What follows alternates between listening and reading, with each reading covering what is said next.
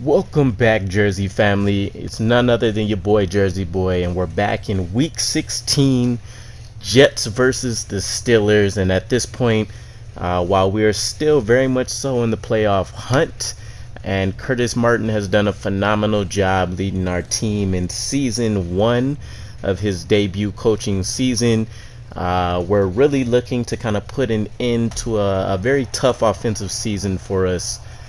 Defensively, we've been able to hold our own for quite a bit. But with that said, I am looking very much so forward to the offseason, trying to bring a huge influx of talent in the draft. We have quite a few draft picks to look forward to spending. And as we can see, Roethlisberger here has been having a phenomenal season, going to go over 4,000 yards and 36 touchdowns to 1 interception.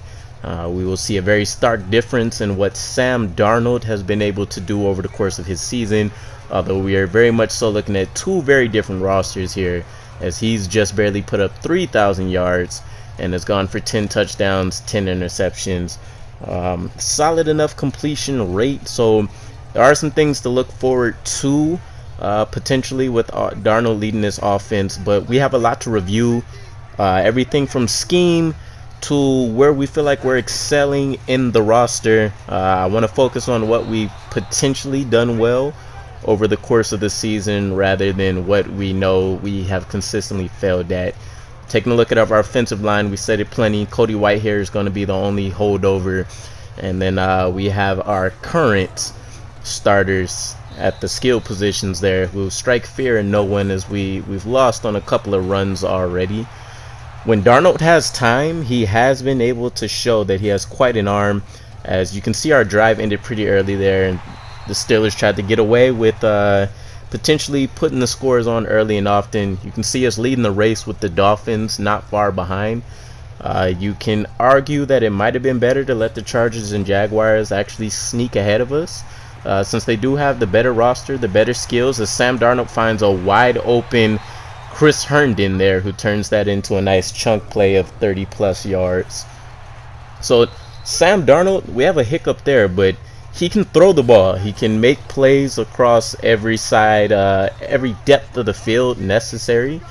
We do need to do quite a bit more development with him, but we need to consider that we've already spent 2 seasons with him, and that we only have another 2 seasons before we need to make a huge contractual commitment to him, as quarterbacks tend to more often than not stretch the cap quite a bit, regardless of how high they rank in the quarterback hierarchy. So we can see we do get a sack here as the Steelers are in the red zone. We're able to hold them off, as the defense has often had to do this season, but they do get to put 3 points on the board for the first score in the second quarter, and we finally get a nice run here. Ty Montgomery leading the way. Le'Veon Bell has been down with injury for the rest of the season. He's been our most efficient back. Bilal Powell has had some struggles, so it's not to say Ty Montgomery is suddenly starting material for us. He's been a moderately serviceable running back, to be a little bit humble about the situation we're in right now. And Bilal Powell's really struggled. He can't make the sudden bursting moves that he usually would due to the offensive line. Sam Darnold happens to throw his 11th interception of the season on this particular play, and the Steelers able to get down into the red zone again really fast off of play action, and they get themselves an additional 7 points, putting us down 10-0. Sam Darnold more than halfway into the second quarter, only putting up 53 yards and getting an interception. So I'm interested to know your guys' thoughts on what do you think the best scheme fit moving forward will be. I'm holding off for now because I want to see what we recruit talent-wise in free agency and in the draft, and then I will start making decisions moving forward, since those will start being our mainstay pieces of what I want to see. And Sam Darnold lost a beautiful ball there just before the defenders are able to get to it. We get another serviceable running play here as we try to make a move, but to be honest, Le'Veon Bell is our best back. He is aging, and we don't have many solid young pieces behind him, if any. So we have quite a bit of work to do, specifically with the skill positions. As you can see, leading into halftime, we don't even crack the 100-yard mark. We just get there by the tips of our fingers. So we'll be looking to see if we can have a better second half. We get a couple run plays.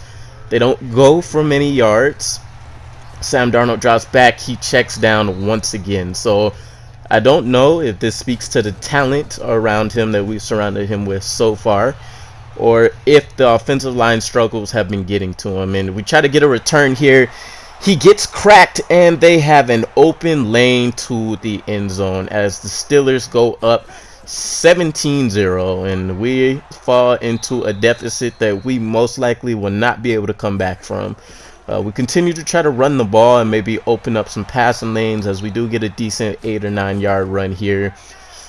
Couple penalties and things later, we take another backtrack, and we end up trying to put a last ditch effort up here on third down, and we throw it out to the flats. We get a decent pickup, but we cannot convert.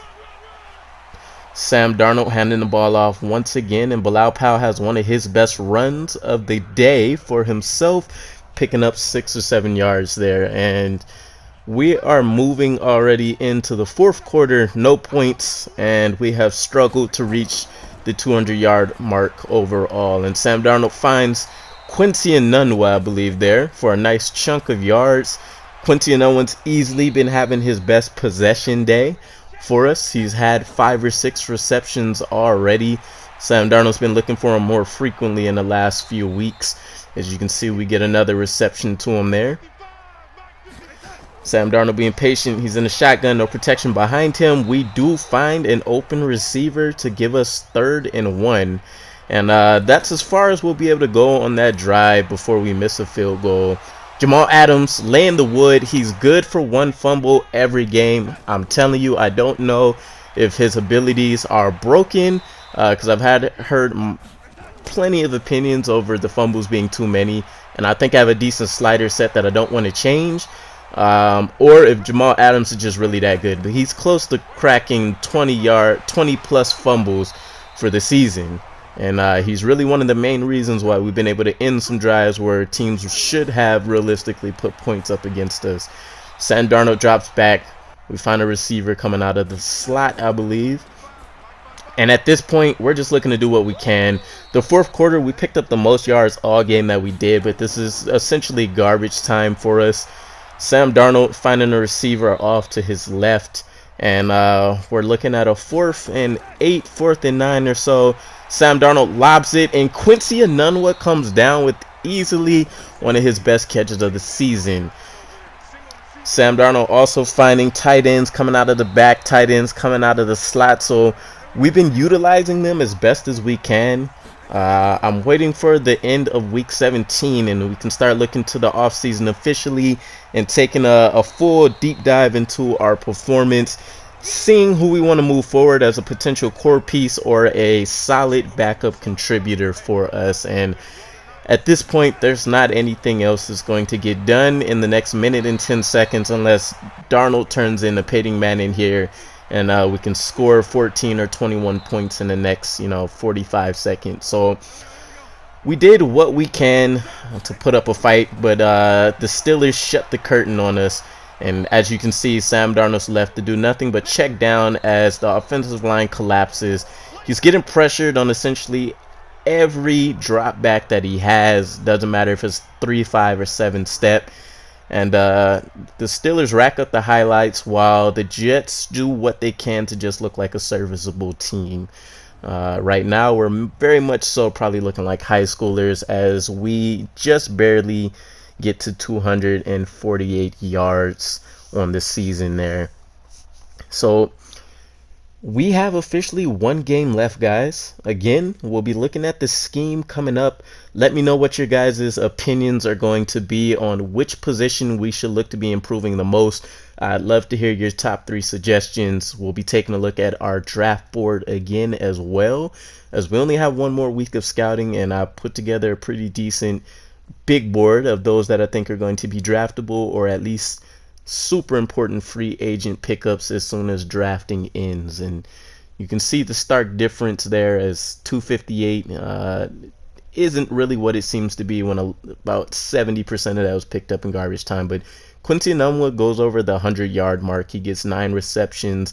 But this is really a game where the Steelers dominated from start to finish, essentially. We held out for what we could, but once they started putting up points, there wasn't a whole lot that we can do to stop them. And as normal, our top 3 tacklers here, we can see that we have Brian Poole, Nickerson, and Adams. So having more members of the secondary than not is never a good thing. But we'll continue to see some of the stats and things here for you guys. I'd appreciate if you can like, comment, subscribe, share with your friends. Definitely, please leave any feedback that you guys would have for me in the comments. I'm going to pin my question there as well for you guys. But it's been your boy, Jersey Boy, and I'm out. Peace.